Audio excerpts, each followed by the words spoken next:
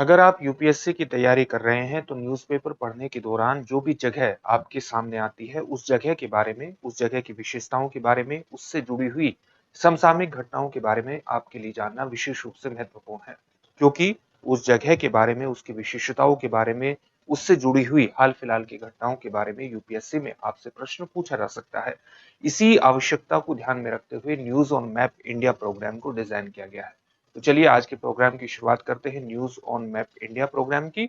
और सबसे पहले शुरुआत करेंगे अभ्यास प्रश्न से, पिछले प्रोग्राम के अभ्यास प्रश्न से। क्या प्रश्न पूछा गया था पिछले प्रोग्राम में आपसे? यह पूछा गया था कि निम्नलिखित कथनों पर विचार कीजिए। पहला कथन है, यह भारत का पहला गहरे जल का ट्रांसशिपमेंट पोर्ट यानी डीप वाटर ट्रांसशिपमेंट पोर्ट है, जिसे कंटेनर और बहुउद्देशीय कार्गो के लिए डिजाइन किया गया है।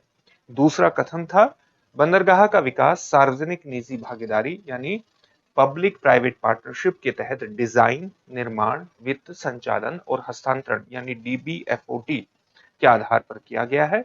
और तीसरा कथन था, यह भारत का पहला अर्ध स्वचालित बंदरगाह है। बंदरगाह एआई संचालित नियंत्रण कक्ष यानी आर्टिफिशियल इंटेलिजेंस संचालित नियंत्रण कक्ष और देश की पहली स्वदेशी पोत यातायात प्रबंधन प्रणाली से सुसज्जित है। आपसे प्रश्न पूछा गया था, निम्नलिखित में से कौन सा पोर्ट उपर्युक्त वर्णन से मेल खाता है? आपके सामने चार ऑप्शन थे। पहला ऑप्शन था वधावन बंदरगाह, दूसरा ऑप्शन था विझिंजम बंदरगाह, तीसरा ऑप्शन था पारादीप बंदरगाह और चौथा ऑप्शन था हल्दिया बंदरगाह। तो ये सारी विशेषताएं हाल ही में उद्घाटित हुए विझिंजम बंदरगाह से जुड़ी हुई है। ये तीनों ही विशेषताएं इस बंदरगाह को विशेष रूप से उल्लेखित करती हैं। आप विझिंजम पोर्ट की एक अवस्थिति यहाँ पर देख सकते हैं। कहाँ पर ये पड़ता है? ये केरल के तिरुवनंतपुरम जिले में पड़ता है, त्रिवेंद्रम जिले में पड़ता है। किसके? केरल के। तो एक महत्वपूर्ण पोर्ट है। इसकी खास विशेषता ये है कि ये जो अंतरराष्ट्रीय बंदरगाह के रूप में इसको डेवलप किया गया है और जो अंतरराष्ट्रीय जल मार्ग है उससे केवल 10 समुद्री मील की दूरी पर पड़ता है, 10 समुद्री मील की। तो भविष्य में ये एक महत्वपूर्ण बंदरगाह के रूप में डेवलप होगा और भारत की जो निर्भरता है वो कोलंबो पोर्ट और सिंगापुर पोर्ट पर थोड़ी कम हो जाएगी, क्योंकि ट्रांसशिपमेंट के अंतर्गत ट्रांसशिपमेंट कार्गो, जहां तक भारत के ट्रांसशिपमेंट कार्गो का संबंध है, तो 75% कहीं ना कहीं कोलंबो और सिंगापुर जैसे बंदरगाहों से होकर के गुजरता है। तो भारत की जो अन्य विदेशी बंदरगाह है उस पर माल ढुलाई के संदर्भ में निर्भरता कम होगी और ये इस प्रकार से विशिष्ट भूमिका भारत के बंदरगाह के अंतर्गत, भारत के ट्रांसशिपमेंट के अंतर्गत विशेष रूप से निभा सकता है। यही इसका एक रणनीतिक महत्व स्थापित कर देता है। अगर भारत के मेजर पोर्ट्स की बात करें तो भारत के जो सबसे बड़े बंदरगाह हैं वो कहां पर स्थित है? एक है कोलकाता में, एक है उड़ीसा के पारादीप में, आंध्र प्रदेश के विशाखापट्टनम में, इसके अलावा तमिलनाडु में कामराजर, एन्नोर में, चेन्नई, इसके अलावा वीओ चिदम्बरम नामक तमिलनाडु में ही बंदरगाह स्थित है। ये इसकी अवस्थिति यहाँ पर है और इसका पूरा नाम है वीओ चिदम्बरा रानार। इसके अलावा केरल में कोचिन में बंदरगाह है और अब यहाँ विजिंजम में बन गया है ये। इसके अलावा न्यू मैंगलोर कर्नाटक में मुर्मुगांव की अवस्थिति यहाँ पर है, गोवा और कर्नाटक की सीमा पर। इसके अलावा जवाहरलाल नेहरू पोर्ट महाराष्ट्र में यहाँ पर है और ये मुंबई पोर्ट की अवस्थिति है। इसके अलावा दीनदयाल पोर्ट गुजरात में यहाँ स्थित है। भारत के कुछ बड़े बंदरगाह हैं, इनकी अवस्थिति आपने देख ली। अगर हम कुछ सामान्य तथ्यों पर बात करें तो वो इस प्रकार से है कि भारत में बंदरगाहों को केंद्रीय और राज्य सरकार के अधिकार क्षेत्र के अनुसार दो वर्गों में वर्गीकृत किया गया है, मुख्य बंदरगाह और गौण बंदरगाह, सेकेंडरी बंदरगाह। और ये परिभाषा किसके आधार पर की गई है? भारतीय बंदरगाह अधिनियम 1908 के आधार पर यह परिभाषा प्रस्तुत की गई है। मुख्य बंदरगाह केंद्रीय सरकार के स्वामित्व और प्रबंधन में है और जो गौण बंदरगाह है वो राज्य सरकार के स्वामित्व और प्रबंधन में है। मेजर पोर्ट अथॉरिटीज एक्ट 2021 भी लाया गया था। भारत में मुख्य बंदरगाहों के नियमन यानी रेगुलेशन, उनके संचालन यानी उनके ऑपरेशन और योजना के लिए प्रावधान करता है और इन बंदरगाहों को अधिक स्वायत्तता प्रदान करता है। इसको किसके स्थान पर लेकर के लाया गया था? मेजर पोर्ट अथॉरिटीज एक्ट 2021 वस्तुतः मेजर पोर्ट ट्रस्ट एक्ट 1963 को प्रतिस्थापित करता है, उसी के स्थान पर इसको लाया गया था। तो ये कुछ बेसिक तथ्य थे जिन पर हमने बात की। अब हम आज के पहले प्रश्न की तरफ बढ़ते हैं। आज का पहला प्रश्न क्या है? ओलिव रिडले कछुओं के संबंध में निम्नलिखित कथनों पर विचार कीजिए। पहला कथन है, वे गहीर माथा और ऋषिकुल्या जैसे स्थानों पर अपनी सामूहिक नेस्टिंग घटनाओं के लिए जाने जाते हैं, जिन्हें अरीबाडा कहा जाता है। दूसरा कथन है, 1980 के दशक के प्रारंभ में शुरू की गई ऑपरेशन ओलिविया का उद्देश्य ओडिशा तट पर ओलिव रिडले कछुओं को उनके प्रजनन तथा नेस्टिंग के दौरान संरक्षित करना था। उपर्युक्त में से कौन सा या से कथन सही है या है? आपके सामने ऑप्शन है। ऑप्शन ए केवल एक, ऑप्शन बी केवल दो, ऑप्शन सी एक और दो दोनों, और ऑप्शन डी न तो एक और न ही दो। तो इसका सही उत्तर क्या होगा? इसका सही उत्तर होगा ऑप्शन सी, यानी यहाँ पर दोनों ही कथन सही दिए हैं। चलिए इसके बारे में थोड़ा जान लेते हैं। जो उड़ीसा का गहीर माथा, यहाँ पर उड़ीसा का जो गहीर माथा तट है, ये एक महत्वपूर्ण संरक्षित क्षेत्र है, विशेष तौर से ओलिव रिडले कछुओं को लेकर के। इसी के अलावा एक बहुत बड़ी नेस्टिंग की जो घटना होती है ओलिव रिडले कछुओं के द्वारा, वो इन स्थानों पर होती है, गहीर माथा, ऋषिकुल्या, क्योंकि यहाँ पर ऋषिकुल्या नदी का मुहाना है, और ये एक है देवी माउथ। यहाँ पर तो ये तीन मेन स्थान है जहाँ पर बड़े स्तर पर नेस्टिंग की घटना होती है। यहाँ ओलिव रिडले कछुए बड़े स्तर पर एक प्रकार से अंडे देते हैं और उनको रेत के गड्ढे में दबाते हैं। इसी को ध्यान में रखते हुए इसके संरक्षण के लिए ही ऑपरेशन ओलिविया की शुरुआत 1980 के दशक में हुई थी, और बेसिकली इसको किसके द्वारा संचालित किया जाता है? भारतीय तट रक्षक बल, इंडियन कोस्ट गार्ड के द्वारा ऑपरेशन ओलिविया चलाया जाता है। सामान्यतः कब से कब तक इसको चलाया जाता है? नवंबर से मार्च के महीनों के बीच चलाया जाता है, जब ये बहुत बड़ी घटना होती है, बहुत बड़े स्तर पर प्रजनन होता है इन स्थलों पर। ओलिव रिडले कछुओं के बारे में बात करें तो ये कछुए मांसाहारी होते हैं, और इनका ये नाम इनके जैतून के रंग के कवच यानी पृष्ठवर्म के कारण पड़ा है। ये अपनी अद्वितीय यानी यूनिक सामूहिक निडन यानी अंडे देने की जो प्रक्रिया है उसके लिए प्रसिद्ध है, और इस सामूहिक अंडे देने की जो प्रक्रिया है इसको अरीबाडा के नाम से जाना जाता है, जहां हजारों मादाएं अंडे देने के लिए एक ही समुद्र तट पर एकत्रित होती हैं। अगर हम इनके पर्यावास की बात करें ओलिव रिडले कछुओं के, तो इनका पर्यावास कहाँ है? प्रशांत महासागर, अटलांटिक महासागर और हिंद महासागर के उष्ण जल में ये पाए जाते हैं। और इस प्रजनन यानी सामूहिक निडन की प्रक्रिया के लिए बहुत लंबी यात्रा, लगभग 9000 किलोमीटर की यात्रा प्रशांत महासागर से लेकर के हिंद महासागर की तय करते हैं। ओडिशा का जो गहीरमाथा समुद्री अभयारण्य है, ये समुद्री कछुओं के विश्व के सबसे बड़े रोकरी प्रजनन करने वाले एक प्रकार से समूह के रूप में जाना जाता है। अगर ओलिव रिडले कछुए के संरक्षण स्टेटस के बारे में बात करें तो वन्य जीव संरक्षण अधिनियम 1972 के अनुसूची 1 में इनको शामिल किया गया है, यानी इन्हें उच्च स्तर की संरक्षण और सुरक्षा प्रदान की गई है। साथ ही IUCN रेड लिस्ट में इनको वल्नरेबल श्रेणी में रखा गया है, और वल्नरेबल का जो सही अनुवाद होगा वो होगा सुभेद्य, सुभेद्य श्रेणी में इसको रखा गया है। और साथ ही convention on international trade of endangered species of wild fauna and flora यानी साइट्स के परिशिष्ट 1 में रखा गया है, यानी इनके अंतरराष्ट्रीय व्यापार के प्रति भी इन्हें उच्च स्तर की सुरक्षा प्रदान करने का प्रयास साइट्स के अंतर्गत किया गया है। ओलिव रिडले कछुओं के संरक्षण के लिए एक महत्वपूर्ण पहल 1980 के दशक में शुरू की गई थी, जिसको हम ऑपरेशन ओलिविया के नाम से जानते हैं। और इसको ऑपरेशन ओलिविया को किसके द्वारा चलाया जाता है? भारतीय तटरक्षक बल के द्वारा चलाया जाता है। और नवंबर से लेकर नवंबर दिसंबर के दौरान जब ये प्रक्रिया शुरू होती है, इनकी बहुत बड़े स्तर पर नेस्टिंग की प्रक्रिया शुरू होती है, तो ओडिशा तट पर अलग अलग प्रकार के जानवरों से, जैसे जंगली कुत्तों से और केकड़ों से इनके अंडों को सुरक्षा प्रदान करने के लिए और ओलिव रिडले कछुओं को संरक्षण प्रदान करने के लिए ऑपरेशन ओलिविया को चलाया जाता है। यह अवैध मत्स्यन की गतिविधियों को भी नियंत्रित करता है, यानी ऑपरेशन ओलिविया के माध्यम से उस तरह की गतिविधियों पर भी नियंत्रण करने का प्रयास किया जाता है। जब मछुआरे अपने बड़े बड़े जालों को लेकर के चलते हैं तो उसमें ओलिव रिडले कछुए की भी एक प्रकार से फंसने की संभावना रहती है। इसलिए ऑपरेशन ओलिविया के माध्यम से टर्टल एक्सक्लूडर डिवाइस को बढ़ावा दिया जाता है। टर्टल एक्सक्लूडर डिवाइसेस का क्या मतलब होता है? ये जाल में, मान लिया ये जाल है, जाल में एक इस प्रकार का डिवाइस होता है, जाल में इतनी बड़ी जगह होती है जो किसी भी तरह से अगर कोई टर्टल, ओलिव रिडले टर्टल इस जाल में फंस जाता है तो वो इस जगह के माध्यम से बाहर निकल सके, इस प्रकार का डिवाइस लगा होता है। तो इस प्रकार की डिवाइस को भी बढ़ावा दिया जाता है ऑपरेशन ओलिविया के दौरान। सामान्य तौर से भारत में जो समुद्री कछुए हैं उनकी 5 प्रजातियां देखी जाती हैं। एक है ओलिव रिडले टर्टल, एक है ग्रीन टर्टल, एक है लोगर हेड टर्टल, एक है हॉक्सबिल टर्टल और एक है लेदरबैक टर्टल।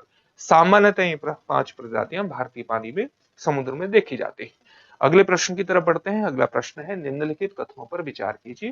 पहला कथन है यह स्पीति घाटी में स्थित भारत का सबसे बड़ा संरक्षण रिजर्व है।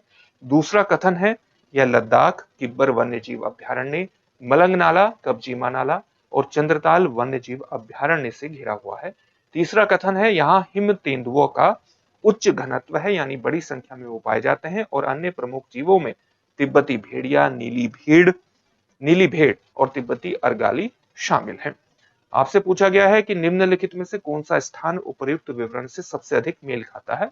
आपके सामने 4 ऑप्शन है। पहला है तसराप चू संरक्षण रिजर्व, दूसरा है किश्तवाड़ उच्च ऊंचाई राष्ट्रीय उद्यान, तीसरा ऑप्शन आपके सामने है सिंबलबाड़ा राष्ट्रीय उद्यान और चौथा ऑप्शन है चैल अभ्यारण्य।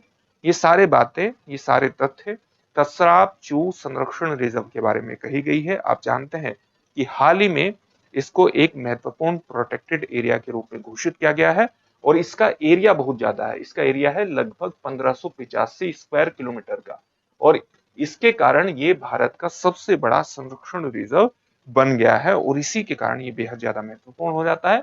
उत्तर में इसकी सीमा लद्दाख से लगती है, साथ ही ये किब्बर वन्यजीव अभ्यारण्य और चंद्रताल वन्यजीव अभ्यारण्य के बीच में एक महत्वपूर्ण गलियारे का भी निर्माण कर देता है और इससे पशुओं को एक स्थान से दूसरे स्थान पर जाने में मदद मिलती है इस गलियारे के माध्यम से। और गलियारे के माध्यम से अगर इस प्रकार से पशुओं को एक स्थान से दूसरे स्थान पर जाने में मदद मिलती है तो उसका सीधा सा मतलब है कि पशुओं में आनुवंशिक विविधता बनाए रखने में इसकी गलियारे की विशिष्ट भूमिका स्थापित हो जाती है, जो बड़े समय में, जो लंबे दीर्घ काल में वन्य जीवों के संरक्षण में भी एक महत्वपूर्ण भूमिका निभाता है। तो इसलिए इस तसराप चू संरक्षण रिजर्व का महत्व स्थापित हो जाता है। ये यहाँ पर हिमाचल प्रदेश में तसराप चू संरक्षण रिजर्व स्थित है और स्पीति घाटी में इसकी स्थिति है। अगर हम सामान्य तौर से राष्ट्रीय उद्यान के बारे में, नेशनल पार्क के बारे में जानना चाहे तो नेशनल पार्क का मतलब क्या होता है। नेशनल पार्क एक प्रकार का प्रोटेक्टेड एरिया होता है, संरक्षित क्षेत्र होता है जिसे वन्य जीव और जैव विविधता के संरक्षण के लिए कड़ाई से आरक्षित प्रोटेक्ट किया जाता है, जिसमें मानव प्रवेश और अन्य प्रकार की गतिविधियां जैसे चराई, खेती, लकड़ी एकत्र करने पर बहुत अधिक प्रतिबंध होते हैं। राष्ट्रीय उद्यानों के भीतर ऐसी गतिविधियां को अनुमति प्रदान नहीं की जाती है। कई राष्ट्रीय उद्यान का आप उदाहरण ले सकते हैं जैसे कान्हा राष्ट्रीय उद्यान, काजीरंगा राष्ट्रीय उद्यान, गिर राष्ट्रीय उद्यान, रणथंभौर राष्ट्रीय उद्यान। अगर वन्य जीव अभ्यारण्य की बात करें तो वन्य जीव अभ्यारण्य एक प्राकृतिक भौगोलिक क्षेत्र होता है जो वन्य जीवों की सुरक्षा के लिए स्थापित किया जाता है। वन्य जीवों को शिकार, शिकारी आदि से बचाने का प्रयास करता है। चराई और जंगल उत्पाद एकत्र करने जैसी कुछ मानव गतिविधियों को अनुमति प्रदान की जाती है वन्य जीव अभ्यारण्य में, लेकिन एक स्वतंत्र इकाई ये होता है और राष्ट्रीय उद्यान के भीतर भी ये हो सकता है। यानी वन्य जीव अभ्यारण्य की जो स्थिति है वो नेशनल पार्क के भीतर भी हो सकती है कुछ वन्य जीवों को संरक्षण प्रदान करने के अंतर्गत। कुछ महत्वपूर्ण उदाहरण क्या है।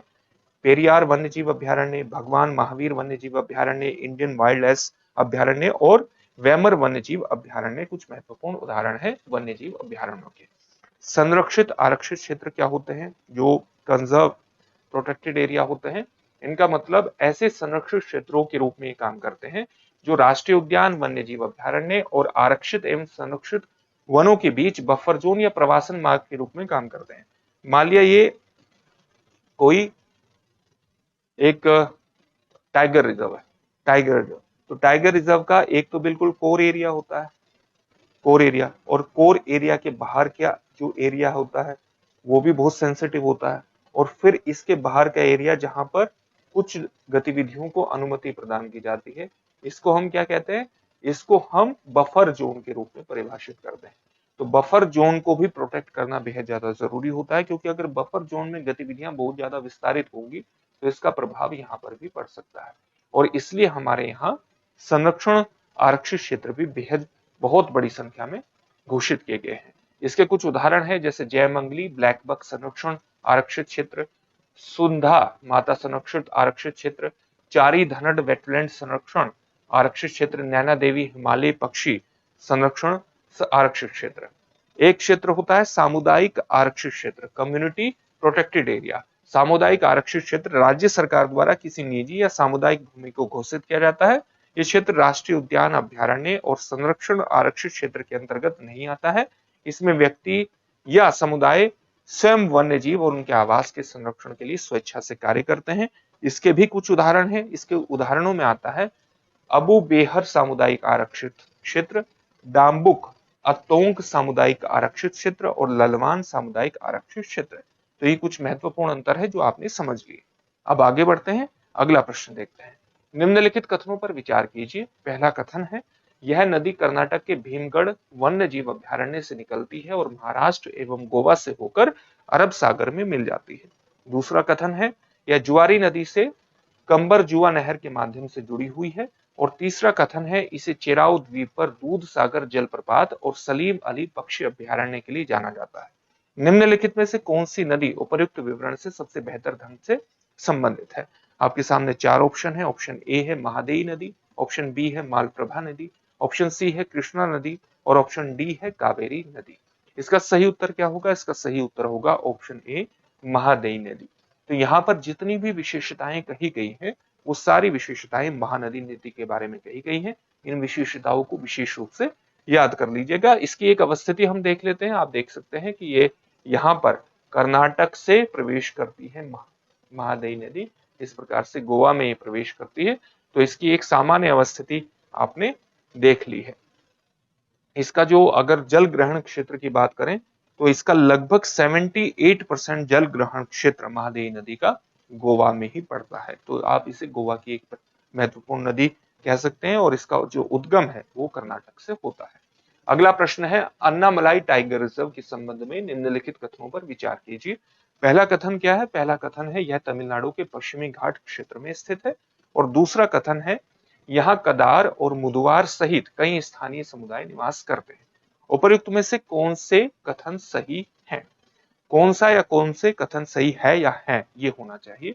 आपके सामने चार ऑप्शन है। ऑप्शन ए है केवल एक, ऑप्शन बी है केवल दो, ऑप्शन सी है एक और दो दोनों, ऑप्शन डी है न तो एक और न ही दो। इसका उत्तर होगा ऑप्शन सी, यानी इसमें दोनों ही कथन यहाँ पर सही दिए हैं। अन्नामलाई टाइगर रिजर्व जो है वो पश्चिमी घाट के क्षेत्र में ही स्थित है और यहाँ पर कई स्थानीय समुदायों की स्थिति देखने को हमें मिलती है, जिसमें कदार और मुदिवार स्थानीय समुदाय यहाँ निवास करते हैं। तो दोनों कथन सही है। इसकी अवस्थिति देख लेते हैं। ये यहाँ पर अन्नामलाई टाइगर रिजर्व की अवस्थिति आप देख सकते हैं, इस स्थान पर ये पड़ता है। इसके अलावा अगर आप श्रीविल्लीपुथूर मेघामलाई टाइगर रिजर्व की बात करें तो वो इस स्थान पर पड़ता है। सत्यमंगलम टाइगर रिजर्व इस स्थान पर पड़ता है। इसके अलावा अगर आप और टाइगर रिजर्व की अवस्थिति देखें जो तमिलनाडु से संबंधित है तो सत्यमंगलम की अवस्थिति यहाँ पर आप इसमें थोड़ा सा इसको वेरीफाई करने की आवश्यकता है, क्योंकि सत्यमंगलम की अवस्थिति यहाँ पर भी दिखाई गई है और सत्यमंगलम की अवस्थिति यहाँ पर भी दिखाई गई है। तो अगले प्रोग्राम में हम इसको बिल्कुल वेरीफाई आपके सामने करेंगे कि ये वास्तव में दोनों ही स्थानों पर इसको ये नाम दिया गया है या केवल एक स्थान पर इसको ये नाम दिया गया है। इसके अलावा मुदुमलाई टाइगर रिजर्व की अवस्थिति यहाँ पर पड़ती है। तो तमिलनाडु की एक कुछ महत्वपूर्ण टाइगर रिजर्व है और अन्नामलाई टाइगर रिजर्व को वर्ष 2007 में टाइगर रिजर्व घोषित किया गया था और ये तमिलनाडु में पश्चिमी घाट की अन्नामलाई पहाड़ियों में स्थित है और इस प्रकार से कथन एक सही हो जाता है। अन्नामलाई टाइगर रिजर्व के करियन शोला, ग्रास हिल्स और मंजम पट्टी को यूनेस्को द्वारा विश्व धरोहर स्थल के रूप में पहचाना गया है और विश्व धरोहर स्थल वे स्थान होते हैं जिन्हें यूनेस्को द्वारा उनके उत्कृष्ट, उनके बेहतर सांस्कृतिक, प्राकृतिक या मिश्रित महत्व हेतु उन्हें मान्यता प्रदान की जाती है। वर्ल्ड हेरिटेज कन्वेंशन के तहत साथ ही ये जो 1972 ऐसे ये जो महत्वपूर्ण क्षेत्र होते हैं वो 1972 के विश्व धरोहर स्थल वे तो स्थान होते हैं जिन्हें यूनेस्को द्वारा उनके उत्कृष्ट सांस्कृतिक, प्राकृतिक और मिश्रित महत्व के लिए मान्यता प्रदान की जाती है। साथ ही ये वे स्थान होते हैं जिन्हें 1972 के वर्ल्ड हेरिटेज कन्वेंशन के तहत संरक्षण प्रदान किया गया है। यह कई स्वदेशी आदिवासी यानी अन्नामलाई टाइगर रिजर्व कई स्वदेशी आदिवासी समुदायों जैसे कि कदार, मुदुवर, मालासर, मलाई मालासर और एरावलर के साथ साथ पुलायार का निवास स्थान है, और इस प्रकार से कथन 2 भी सही हो जाता है। ये कई तरह के टाइगर रिजर्व से घुरा हुआ है, जिसमें एक पराम्बिकुलम टाइगर रिजर्व भी आता है। अन्नामलाई टाइगर रिजर्व को वर्ष 2007 में टाइगर रिजर्व घोषित किया गया था और तमिलनाडु में पश्चिमी घाट में की अन्नामलाई पहाड़ियों में स्थित है। कथन 1 सही हो गया है। ये इसके बारे में हमने ये सारी बातें कर ली है। ये वस्तुतः दो जगहों पर ये जानकारी आ गई है, तो ये सारे तथ्य यहाँ आपके सामने प्रस्तुत कर दिए गए हैं। अगर आप बड़े मैप में देखना चाहे तो बड़ा मैप में भी यहाँ पर उपस्थित है। ये अन्नामलाई टाइगर रिजर्व की उपस्थिति यहाँ पर है, तमिलनाडु के लगभग पश्चिमी हिस्से में पड़ता है। अगला प्रश्न देखते हैं। अगला प्रश्न है, भारत में जूट के संबंध में निम्नलिखित कथनों पर विचार कीजिए। पहला कथन है, गोल्डन फाइबर के नाम से प्रसिद्ध जूट खेती और उपयोग की दृष्टि से भारत में सबसे महत्वपूर्ण नकदी फसल है, यानी कैश क्रॉप है। दूसरा कथन क्या है, भारत विश्व स्तर पर जूट का सबसे बड़ा उत्पादक है, जिसमें पश्चिम बंगाल, असम और बिहार प्रमुख उत्पादक राज्य हैं। तीसरा कथन क्या है, जूट कॉरपोरेशन ऑफ इंडिया किसानों से न्यूनतम समर्थन मूल्य पर कच्चा जूट खरीदता है, जिसकी कोई मात्रा सीमा नहीं होती। उपरोक्त में से कौन से कथन सही है? आपके सामने 4 ऑप्शन है। ऑप्शन ए केवल 1 और 2, ऑप्शन बी केवल 2 और 3, ऑप्शन सी केवल 1 और 3 और ऑप्शन डी 1, 2 और 3। यहाँ पर जो पहला कथन है, ये पहला कथन दिया है गलत, और ऑप्शन बी यानी केवल 2 और 3 इसके बारे में बिल्कुल सही कथन हो जाएंगे। चलिए इसके बारे में कुछ महत्वपूर्ण चीजों को जानते हैं। अगर भारत में मेजर जूट प्रोडक्शन स्टेट की बात करें तो उसमें कौन कौन से स्टेट आते हैं? पश्चिम बंगाल उसमें आता है, असम उसमें आ जाता है और बिहार भी उसमें आ जाता है। इसके अलावा ओडिशा और आंध्र प्रदेश में भी जूट उत्पादन होता है। तो जूट को गोल्डन फाइबर के नाम से भी जाना जाता है और जूट खेती और उपयोग के संदर्भ में कपास के बाद भारत में दूसरी सबसे महत्वपूर्ण कैश क्रॉप है। और यहाँ पर क्या दिया गया था? भारत में सबसे महत्वपूर्ण कैश क्रॉप के रूप में इसका नाम दिया गया था। इस प्रकार से कथन गलत हो जाता है। भारत विश्व में जूट का सबसे बड़ा उत्पादक है, जिसमें पश्चिम बंगाल, असम, बिहार प्रमुख जूट उत्पादक राज्य हैं। और जूट कॉरपोरेशन ऑफ इंडिया कपड़ा मंत्रालय के तहत एक मूल्य समर्थन एजेंसी है, जो बिना किसी मात्रा सीमा के किसानों से एमएसपी पर कच्चा जूट खरीदती है। और इस प्रकार से कथन 3 भी सही हो जाता है। अगला प्रश्न देखते हैं। अगला प्रश्न है, यह छत्तीसगढ़ के गरियाबंद और धमतरी जिलों में स्थित है और एशियाई जंगली भैंसा इस रिजर्व में पाई जाने वाली एक प्रमुख लुप्त प्राय एंडेंजर्ड स्पीसीज है, संकटग्रस्त प्रजाति है। एक प्रमुख बाघ गलियारे के रूप में ये काम करता है, जो महाराष्ट्र के गढ़चिरौली जंगलों और छत्तीसगढ़ के इंद्रावती टाइगर रिजर्व को ओडिशा के सुनाबेड़ा वन्य जीव अभ्यारण्य से जोड़ता है। ये पूरा प्रश्न आपसे पूछा गया है। और अगला प्रश्न मतलब इसके एक कथन आपके सामने, कई प्रकार के कथन इसमें आपको यहाँ दिए गए हैं। आपसे प्रश्न पूछा गया है कि उपर्युक्त जो पूरा कथन है वो निम्नलिखित में से किस टाइगर रिजर्व की सटीक व्याख्या करता है? 4 ऑप्शन है। पहला ऑप्शन है कान्हा टाइगर रिजर्व, दूसरा ऑप्शन है रणथंभौर टाइगर रिजर्व, तीसरा ऑप्शन है उदंती सीता नदी टाइगर रिजर्व और चौथा ऑप्शन है माधव टाइगर रिजर्व। तो ये जो सारी बातें कही गई है यहाँ पर, ये उदंती सीता नदी टाइगर रिजर्व के बारे में कही गई है, जो कि छत्तीसगढ़ में पड़ता है। और छत्तीसगढ़ में कहां पर ये पड़ता है? ये यहाँ पर इसकी अवस्थिति आप देख सकते हैं। ये उदंती सीता नदी, उदंती और सीता नदी 2 नदियां भी हैं, यानी उदंती और सीता नदी इस पूरे क्षेत्र में जो टाइगर रिजर्व है, उदंती और सीता नदी 2 महत्वपूर्ण नदियां हैं। और इस क्षेत्र के लिए 2 महत्वपूर्ण जल स्रोत, 2 ऐसी महत्वपूर्ण नदियां हैं जो जल स्रोतों के रूप में भी काम करती है। साथ ही ये इंद्रावती जो टाइगर रिजर्व है, जो छत्तीसगढ़ का इंद्रावती टाइगर रिजर्व है, ओडिशा का सुनाबेड़ा वन्य जीव अभ्यारण्य है, और जो महाराष्ट्र के गढ़चिरौली के जंगल है, गढ़चिरौली के जंगल जो कि कहां पर पड़ेंगे, उनकी अवस्थिति लगभग यहाँ पर पड़ेगी, उनको आपस में जोड़ते हैं। और इस प्रकार से एक महत्वपूर्ण गलियारे के रूप में काम करता है। और जब हम गलियारे की बात करते हैं तो उसका सीधा सा मतलब है कि पशुओं की आवाजाही को बढ़ावा देता है। एक स्थान से दूसरे स्थान पर पशुओं का गमन हो सकता है, बाघों का गमन हो सकता है, ऐसी प्रजातियां भी गमन करने में सक्षम हो सकती हैं, एक स्थान से दूसरे स्थान पर जा सकती हैं, जो वस्तुतः जिनको एक आनुवंशिक विविधता की आवश्यकता होती है, या जो संकटग्रस्त होती हैं, जिनकी संख्या की कमी से वो जूझ रही हैं। तो इस प्रकार का गमन क्या है कि आनुवंशिक विविधता को बनाए रखने में सक्षम होता है। और आनुवंशिक विविधता इस बात की गारंटी होती है कि उस प्रजाति की विलुप्त होने की जो संभावनाएं हैं वो बेहद कम है। अगर किसी भी प्रजाति में आनुवंशिक विविधता काफी होती है। तो इस प्रकार के गलियारे इस दृष्टिकोण से भी विशेष रूप से महत्वपूर्ण हो जाते हैं। अगला प्रश्न क्या है? शेरों के संरक्षण के संदर्भ में निम्नलिखित कथनों पर विचार कीजिए। पहला कथन है, शेरों को IUCN green status of species में गैर लुप्त प्राय या नॉन एंडेंजर्ड आपको लिखना चाहिए, नॉन एंडेंजर्ड, नॉन एंडेंजर्ड, और नॉन एंडेंजर्ड का मतलब गैर संकटग्रस्त श्रेणी में वर्गीकृत किया गया है। दूसरा कथन क्या है? गुजरात और मध्य प्रदेश में चल रहा प्रोजेक्ट लायन पर्यावरण पर्यावास सुधार किसका? लायनों का, यानी शेरों का तकनीक आधारित निगरानी और मानव वन्यजीव संघर्ष को कम करने पर केंद्रित है। उपरोक्त कथनों में से कौन सा या से सही है या है? आपके सामने चार ऑप्शन है। ऑप्शन ए है केवल एक, ऑप्शन बी केवल दो, ऑप्शन सी एक और दो दोनों, ऑप्शन डी न तो एक और न ही दो।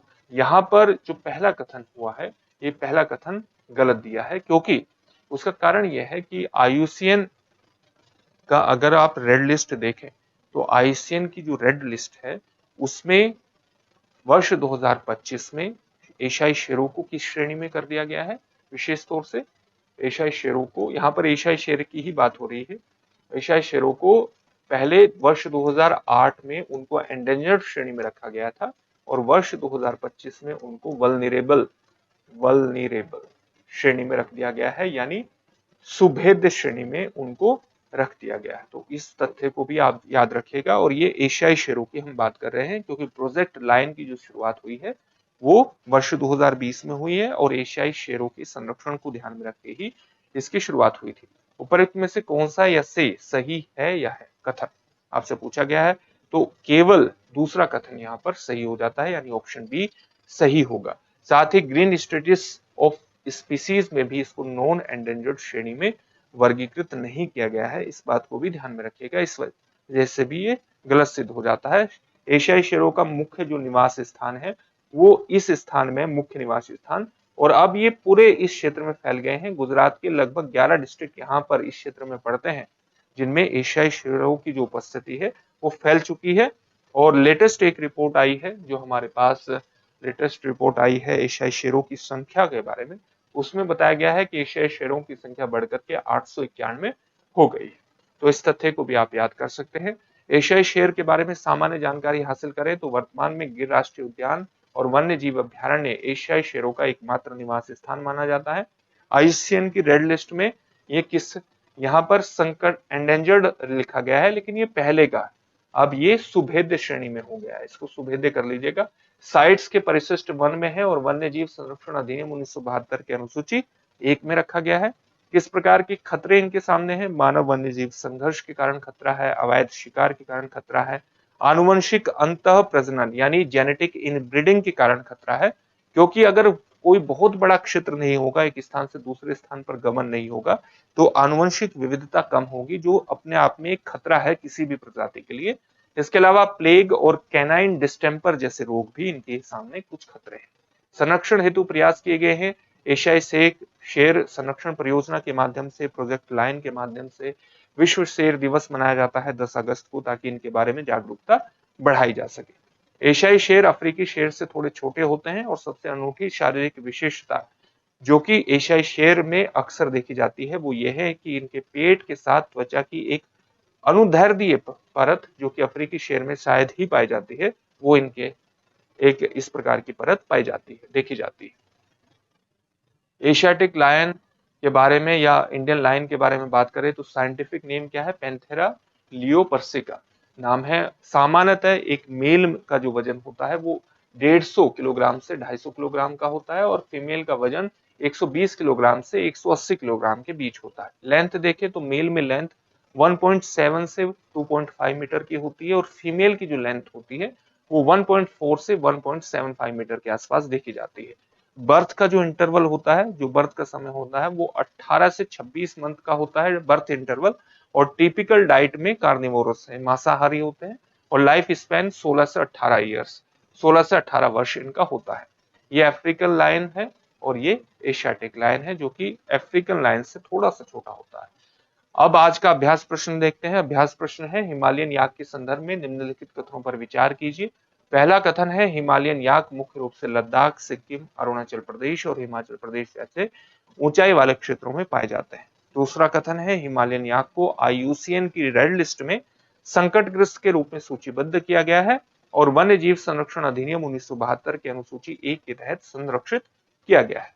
तीसरा कथन है फसाई food and safety standards authority of India ने हिमालयन याक को खाद्य उत्पादन के लिए प्रतिबंधित प्रजाति घोषित किया है। उपर्युक्त कथनों में से कौन सा या से सही है या है? आपके सामने 4 ऑप्शन है। ऑप्शन ए केवल 1 और 2, ऑप्शन बी केवल 2 और 3, ऑप्शन सी केवल 1 और 3 और ऑप्शन डी 1, 2 और 3 सभी। इस प्रश्न का उत्तर आप हमें कमेंट बॉक्स में कमेंट करके जरूर दीजिए। फिर से एक नए सेशन में आपसे मुलाकात होगी। धन्यवाद। डियर व्यूअर्स, अपने एग्जाम की तैयारी को और बेहतर करने के लिए हमारे चैनल को लाइक, शेयर और सब्सक्राइब करना न भूलें।